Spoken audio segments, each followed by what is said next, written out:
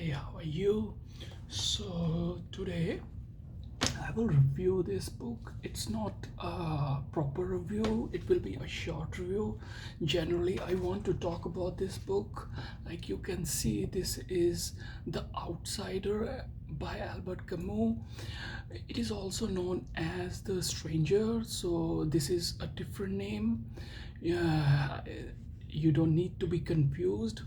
So this is a modern classic book, and it was written in 1942. I think first it was written in French, then it got translated into English language.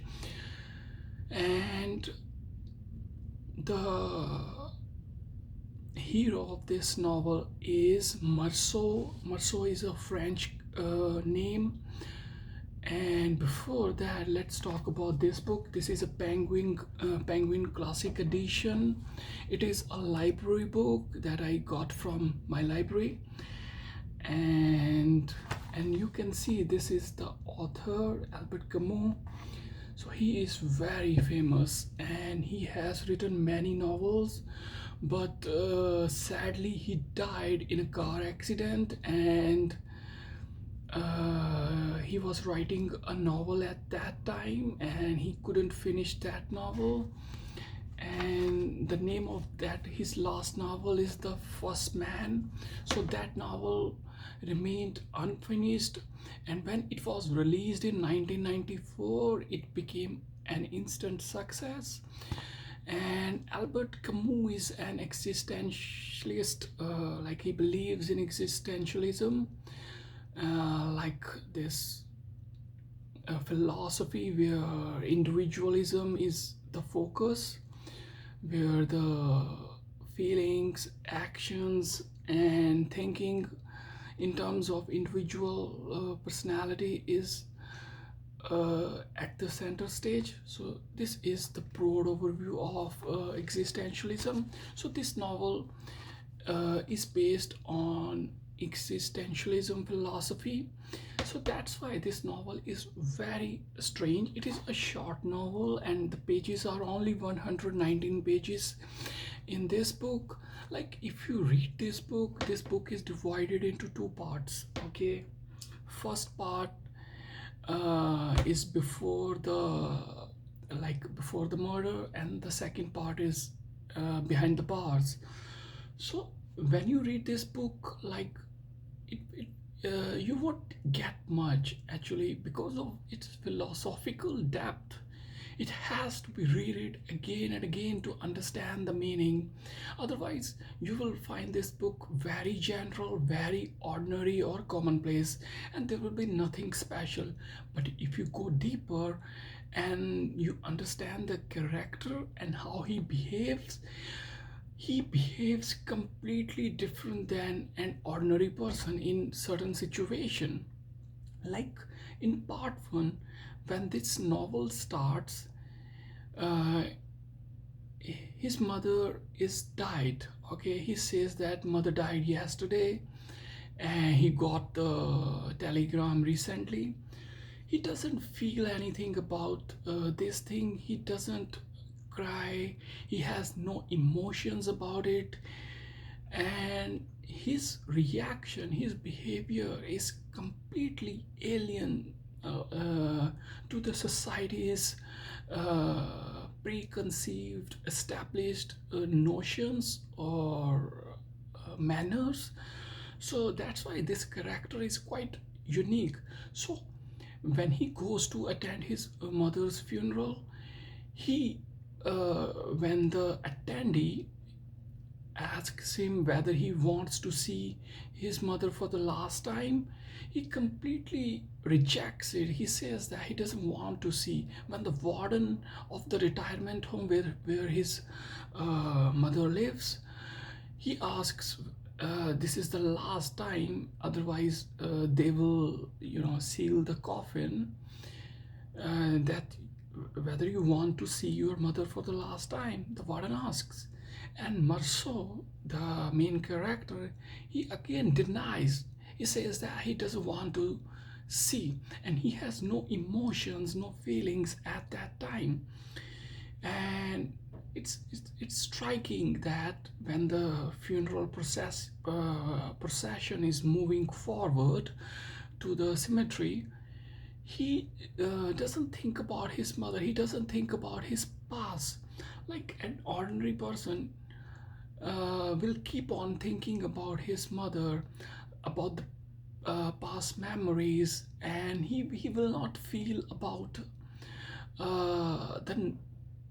the sun, the heat, or the surrounding. But Marceau, who is the absurd character of this novel, he feels scorching heat, like he feels his surrounding, he notices people, and he doesn't think about his mother.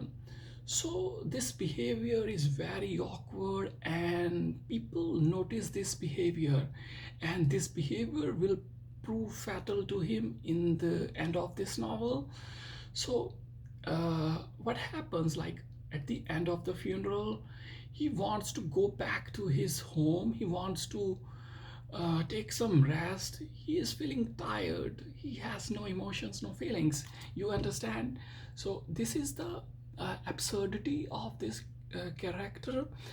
And like when he goes back, he sleeps longer. When he uh, wakes up in the morning, and the next day he meets a girl, Mary, who used to work in his office. He gets reacquainted with the girl. He has fun with the girl, Mary. The next day after the funeral, you need to mind this fact, and so that you understand his behavior the next day, how he behaves.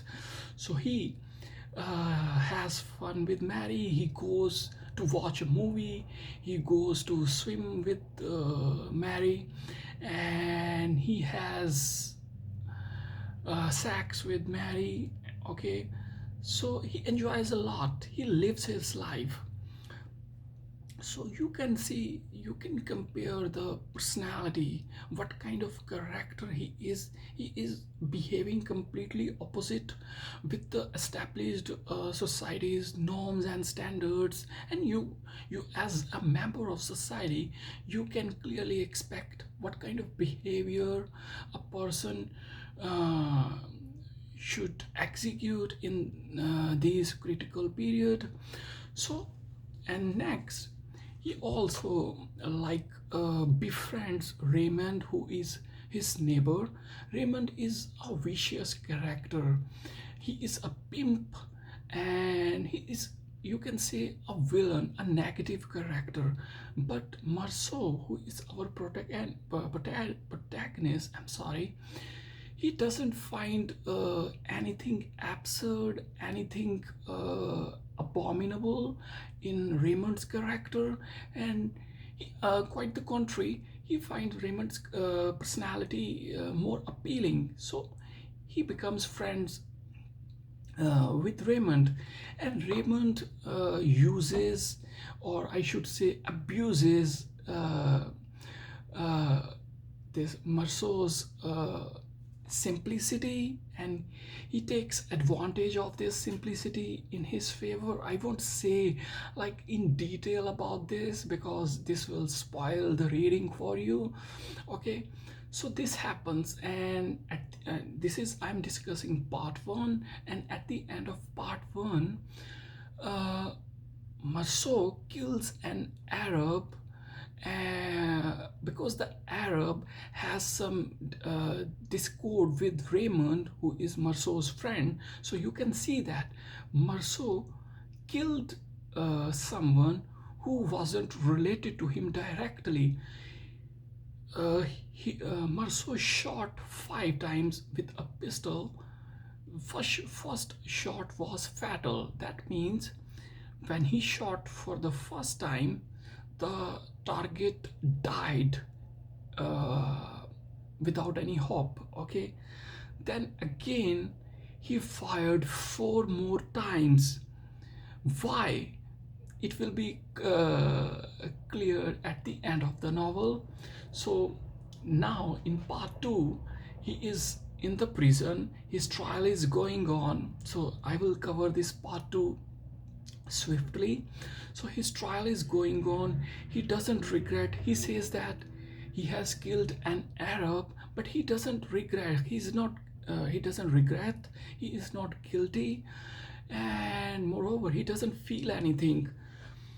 uh, it becomes very difficult for the defense, the lawyer who is working for him. It becomes very it becomes very difficult for him to defend Marceau.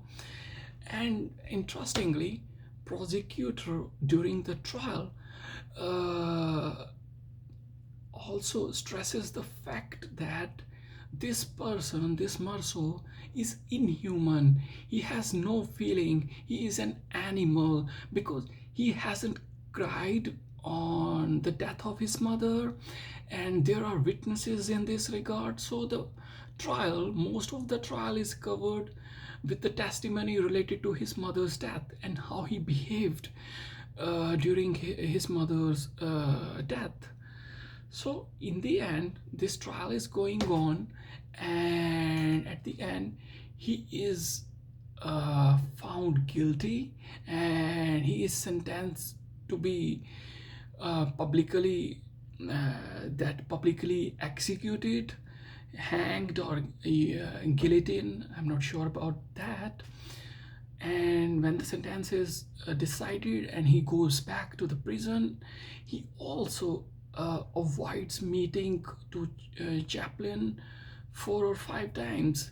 He doesn't meet Chaplin, and there is very interesting passage in the end of this novel when Chaplin asks him, "Do you really love this earth?" Marceau says that he doesn't believe in God. So I will read this small passage for your knowledge. Like, Chaplin asks, "Do you really love this earth as much as that?"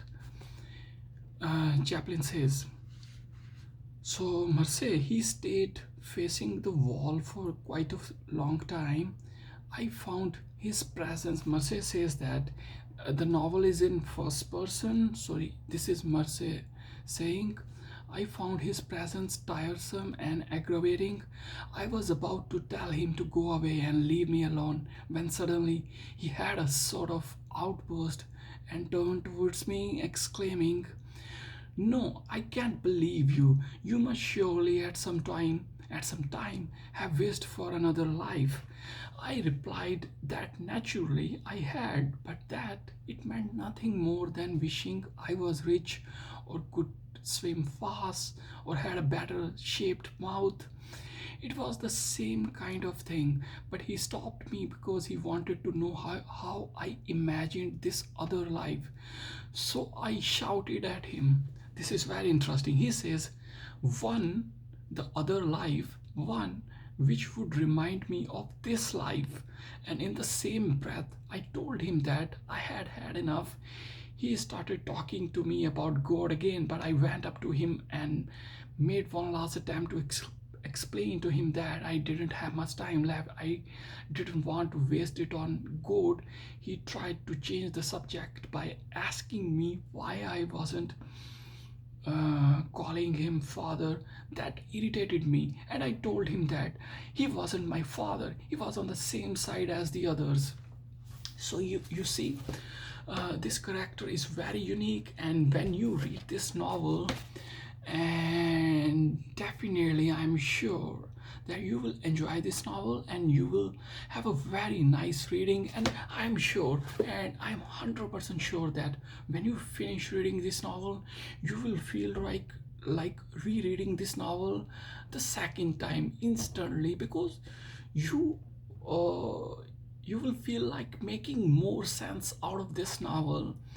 So I think that's all that I wanted to discuss, and I think I have covered all the points that I wanted to discuss.